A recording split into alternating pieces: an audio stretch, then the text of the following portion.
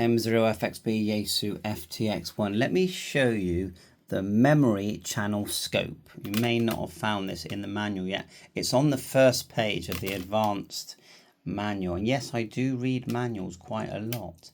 So here goes. All you do is you need to add some memory channels. I've already added several here. So go to the main side, which is this side, by pressing the subdial button here until this is text is bigger. And then at the moment we are in VFO. The VFO memory button is just here, okay? Second one in. That's memory. And you can scroll through the memories. I've added some memories.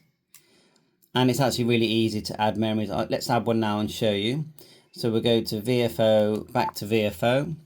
Let's choose a frequency. So let's go 775, which is a repeater. I can't remember the name of it, but that is a repeater near me.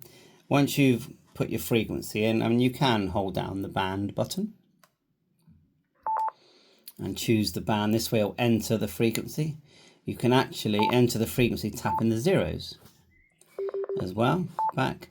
Also, you've got the mode here. We want FM, or you can just press and hold mode.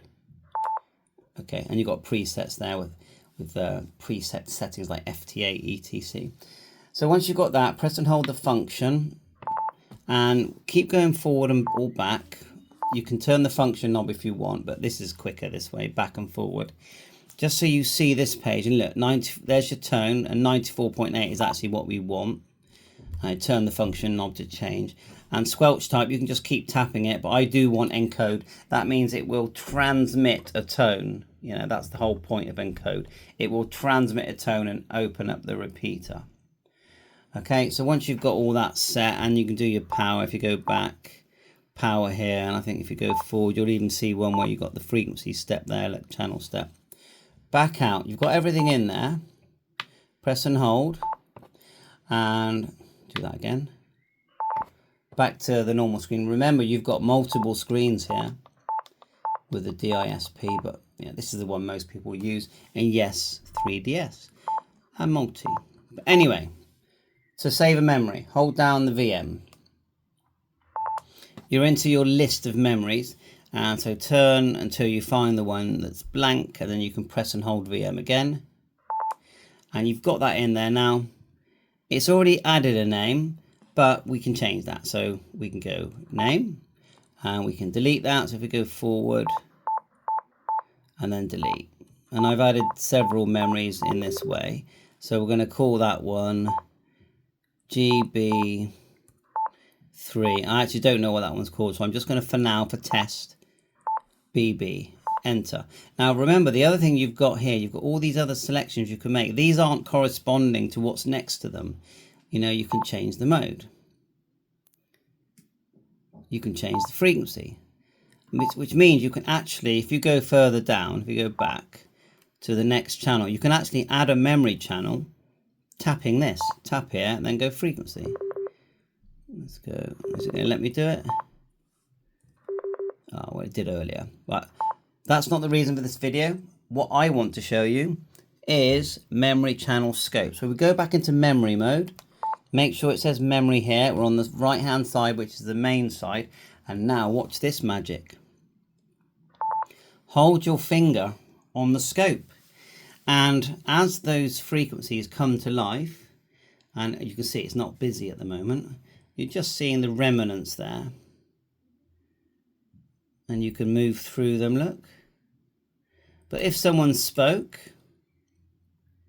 you get a graph, and it does show this graph quite clearly in the instruction manual, the advanced instruction manual, and that's what it looks like when it's nice and busy. And I'll just read what else it says to you while we watch to see if anyone decides to speak. So they're sort of taking advantage of the whole PMG mode, aren't they? It says here, the memory channel scope presents a view of operating activity on channels above and below the current memory channel as the center. Press the subdial knob to change the main side. Yeah, this is just the instructions I told you. When a signal on the scope screen is touched, the memory channel becomes receive channel.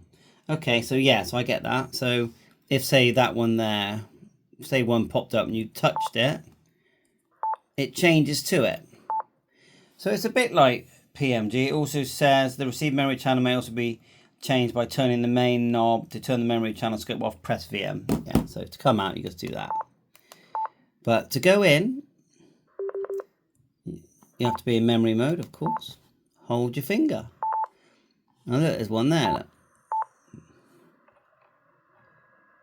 And of course, you've got independent VFOs. And if we come out, and then obviously PMG mode is similar. You get the graphs and you see the activity. I can see it's the same sort of thing, but done in a different way. But it's really cool, isn't it? Look. So that's it, a little tip from Andreas there. And thanks for watching my channel. Bye for now.